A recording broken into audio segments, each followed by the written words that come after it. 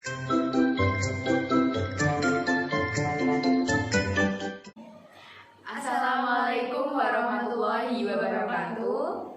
Kami dari tim P3 akan melakukan proses konseling dengan menggunakan teknik paradoxical intention.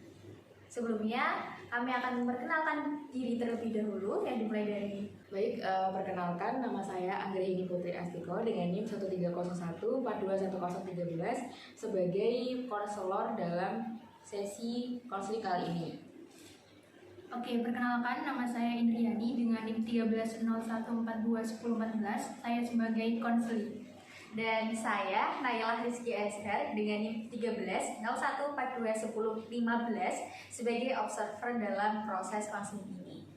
Setelah ini adalah contoh teknik konseling menggunakan metode paradoxical intention. Assalamualaikum Bu. Waalaikumsalam Mbak, silakan duduk. Yang Bu, terima kasih. Dengan Mbak siapa? Saya Indri Bu. Mbak Indri. Oh, Mbak Indri itu yang kemarin menang lomba puisi itu ya? Iya benar banget Bu, sama ada beberapa anak yang lainnya yang menang juga. Oh, seperti itu. Kan ya Mbak, akhirnya bisa didengarkan lagi ya, biar bisa masuk ke jenjang berikutnya. Oke, kalau boleh tahu, ada apa Mbak Indri datang ke sini? Ya karena ada beberapa hal yang akhir-akhir ini tuh mengganggu saya seperti itu Bu. Dan saya nggak tahu harus mau bercerita kemana-mana gitu. Oke, sebelumnya kita sepakati waktu konseling dulu ya. Jadi nanti kita akan melakukan sesi ini selama 40 menit ke depan itu. Karena nanti pukul 11 itu kebetulan saya ada agenda di kantor, ada rapat bersama itu, jadi tidak bisa lama-lama. Nanti jika ada yang ingin ditanyakan lebih lanjut bisa dilanjutkan ke pertemuan selanjutnya. Bagaimana Mbak Indri, sepakat? Ya, sepakat. Oke. Kalau begitu, silakan ceritakan apa yang ingin diceritakan. Oke Bu, jadi hal itu berkaitan kayak kejadian di masa lalu itu Bu. Yang bisa dikatakan pada saat SMP saya hampir pernah dilecehkan oleh pacar saya Bu. Dan ketika di masa sekarang saya dekat dengan seorang lelaki, saya merasa saya ketakutan dan cemas. Saya khawatir juga ya Bu, bahwasanya nanti laki-laki itu akan bersikap yang sama seperti yang dulu saya alami Bu. Baik. Kalau boleh tahu kejadian hampir dilaksanakan itu seperti apa ya Mbak? Jadi ini kejadiannya itu pada saat mata pelajaran olahraga ya Bu.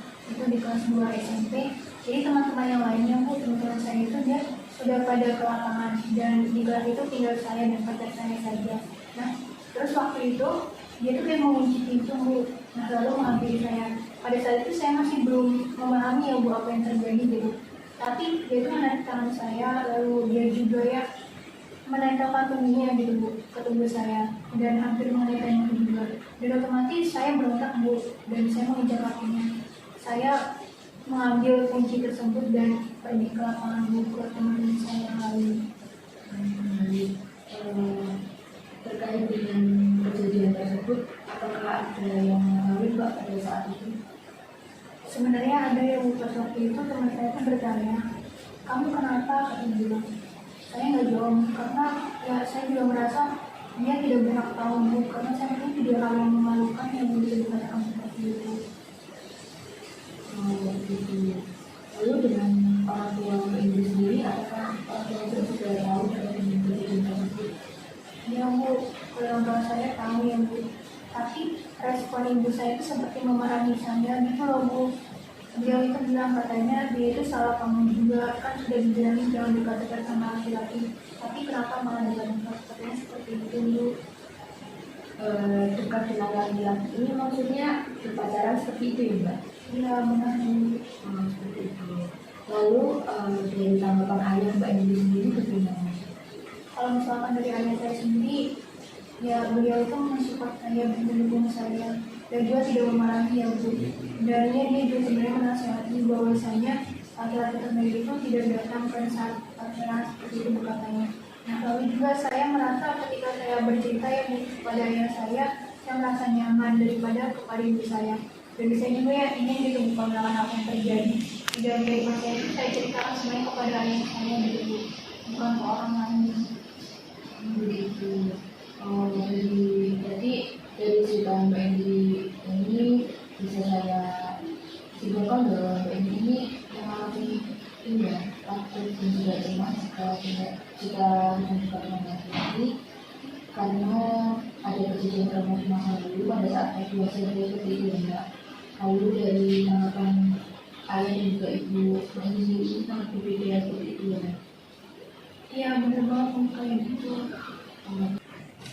Coba bayangkan Mbak, jika Mbak Indi tidak bertemu dengan laki-laki tersebut, apakah itu bukanlah suatu hal yang sangat menyakitkan dan sangat membuat rindu seperti itu? Ya tentu saja itu merupakan suatu hal yang menyakitkan Bu, karena saya juga ingin bertemu dengan dia.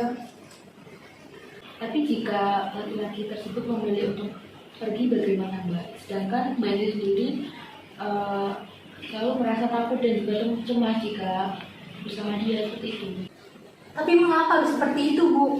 Kan yang saya inginkan itu Bu, saya itu ingin mengatasi rasa cemas dan juga ketakutan saya, bukan malah ditambah Bu. Coba tenangkan diri Mbak Indi terlebih dahulu. Nah, apa yang Mbak Indi buat melakukan ini kan, hal ini menunjukkan bahwa Mbak Indi ini tidak ingin jauh dengan laki-laki tersebut, begitu kan? Nah, ketika Mbak Indi merasa cemas dan ketakutan, coba Mbak Indi katakan kepada diri Mbak Indi sendiri bahwa aku takut berada di dekat dia, aku cemas berada di dekat dia, aku ketakutan dan aku harus bagaimana. Coba ulangi kata-kata tersebut sampai Mbak Indi itu merasa jantung Mbak Indi berdetak sangat kencang dan juga keluar keringat dari tubuh Mbak Indi. Apakah cara itu akan berhasil Bu? Ya, sekarang ini kita berada di dalam situasi yang berbeda begitu ya Mbak Indi. Nah, untuk mungkin untuk melawan rasa takut dan cemas Mbak Indi itu, salah satu caranya itu mempertahankan ketakutan dan kecemasan Mbak Indi tersebut sampai Mbak Indi itu sadar bahwa hal yang dilakukan ini tuh akan menjadi hal sesuatu yang menjadi bosan seperti itu, sehingga Mbak Indi tidak akan melakukan hal tersebut lagi. Saya yakin Mbak Indi bisa melewati hal ini seperti itu. Bagaimana Mbak Indi? Oke, berarti kalau akan dari yang tadi disampaikan sama Ibu, berarti saya juga harus bisa melawan ya Bu rasa kecemasan dan juga ketakutan saya. Karena tentunya saya juga nggak mau nanti dia itu pergi dari Ibu. Dan ya semoga dengan hal tersebut saya juga bisa berbagi lebih baik ya Bu, dan saya bisa berhasil terhadap apa yang sedang saya alami sekarang. Seperti itu, Mbak. Saya yakin pasti Mbak Indi bisa melewati hal ini begitu.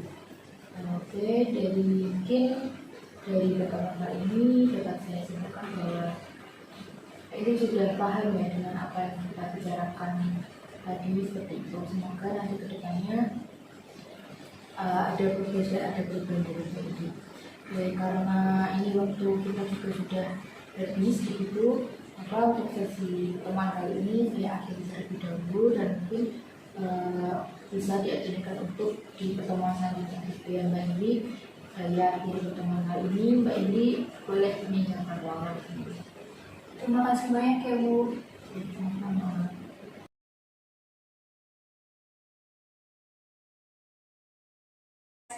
Konseling tadi menggunakan paradoxical intention sudah selesai, dan hasil pengamatan yang telah saya lakukan yakni dari saudara Indri ini sangat menjiwai, di mana konseling merasakan traumatik mengenai dengan cowok di mana pernah mau akan dilecehkan, dan konselor juga sudah bagus untuk menanggapinya, udah bisa melakukan menenangkan diri si konselingnya, dimana konseling tadi sempat marah ya, jadi udah bagus KDK-nya yang kemarin semester lalu dipelajari sudah diterapkan dengan baik. Setelah itu dari paradoxical ini tadi udah ada juga di bagian mana konselor memberikan pemahaman kepada konseling bahwa kalau misalkan cowok ini jauh dari dirinya si konseling itu bagaimana gitu. Udah ada tanggapan dari konseli dan konselornya itu melakukan pengandaian yang mungkin itu bakal terjadi atau tidak terjadi nantinya gitu. Sejauh ini sudah bagus, dan mungkin untuk kedepannya lebih di menjiwai lagi lah sebagai konselor dan konseli. Itu saja dari Observer. Baik, sekian dari kami. Semoga video ini dapat bermanfaat dan sampai jumpa.